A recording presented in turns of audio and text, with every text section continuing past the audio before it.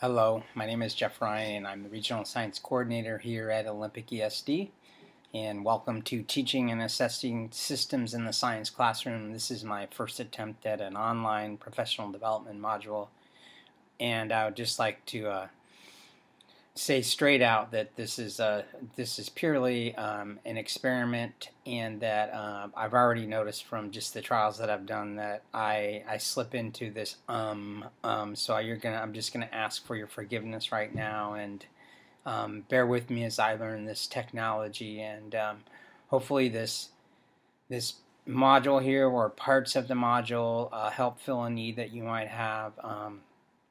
And thank you for taking a moment here to view this. So, why am I doing this kind of an online module?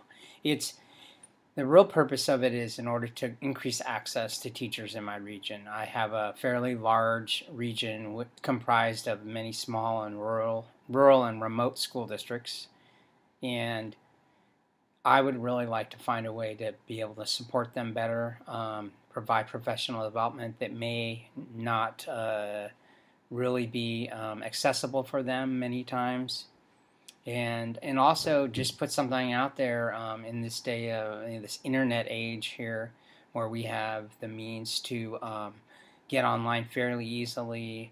This is just another venue, if you will, for sharing and collaborating, and hopefully encouraging conversation around the region. So that's really the purpose of this. I want to acknowledge that I work as a regional science coordinator as a part of a network, and the network has been hugely beneficial to me, both professionally and also for my region and my schools. We share resources across the network, and much of what I am bringing you today was kind of made possible, if you will. Some of the tools and things are made possible by the coordinators in the network. I also work here at my ESD with a fantastic team of math and science educators. My science colleague Karen Lippy works out of the Bremerton office here in our region, and I'm here today at the Port Angeles office, and together we are able to really serve the entire region here.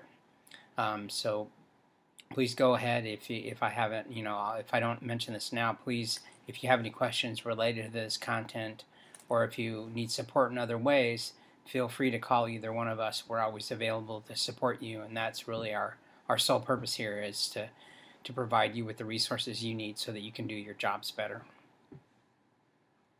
All right, so teaching and assessing systems in the science classroom. Here are the different session sections. Session number 1, what is a system? In this session, we're going to basically some elicitation question, asking a little bit about what a system is, providing some different resources, both from our Washington State science standards, and also some other things to kind of solidify, if you will, a larger definition of what a system is. Session number 2, teaching systems in the science classroom. Get an opportunity to look at some, I think, pretty nice resources here to support your thinking about systems and how you teach systems in your classroom. Specifically, we have the systems thinking framework, which I have here, and also energy transfer diagrams, information, and then energy transfer interaction types. This is in teaching systems in the science classroom. And then the last session is session number 3, classroom assessment in systems. And in that session, we're going to focus specifically on the science state assessment, the measurement of student progress, the MSP. And in that, just kind of dig into the test and item specifications, look at a system scenario, and then consider what are the tools and the thinking that you need to do in order to create your own system scenario for use in your classroom. Okay, here are the outcomes. Number 1, deepen understanding of ELR 1 systems. Number 2, use systems thinking framework, as I showed you a second ago, to support planning for your classroom instruction. Deepen your understanding of the Washington State MSP system scenarios. And then lastly, create a system scenario to use in your classroom, as I just described. So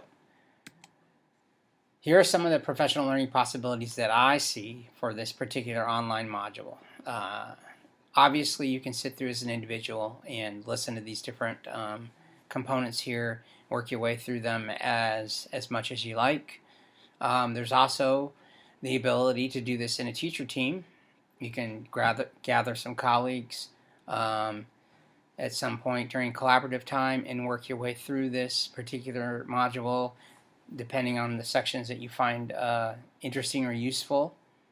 And then there's this opportunity of leadership, and by that what I mean is I've built this in a way, I'm going to provide the PowerPoint and all that in order for you to be able to share at your school site if you would like to. So the handouts, even if you have questions about some of these resources, feel free to contact me, and please feel free to use these. Just as I have done some peer pilfering from my colleagues in the Regional Science Coordinator Network, I encourage you to do the same, to spread the love around, if you will. Professional learning clock hours. So there is an opportunity to apply for clock hours for this module, and I would say that basically about 3 clock hours is the minimum that we can do for a professional development event. It will require that you work through the different modules on your own, complete the systems thinking framework, the energy transfer diagrams related to your system, and then also finally creating a system scenario for use with your instructional materials in your classroom. And then in order to qualify for the clock hours, you're going to need to share those back with us, with a larger region, if you will, and that's where the online learning community comes in.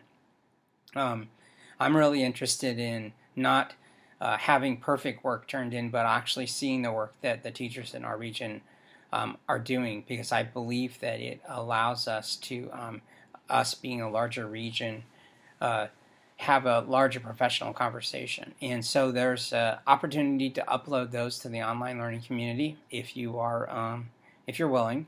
If not, you can email those to me along with an independent study record, and I'll have a handout for you on this website here where you can write down your independent study time, and then after that's been submitted along with your products of this professional learning, then I can turn out the clock hour form to you.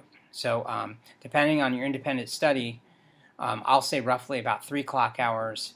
That's 3 hours, but the way this module is turning out, it could be that it's up to about 6 hours, depending on your work and how much time that you do in an independent study following the 3 hours. Okay.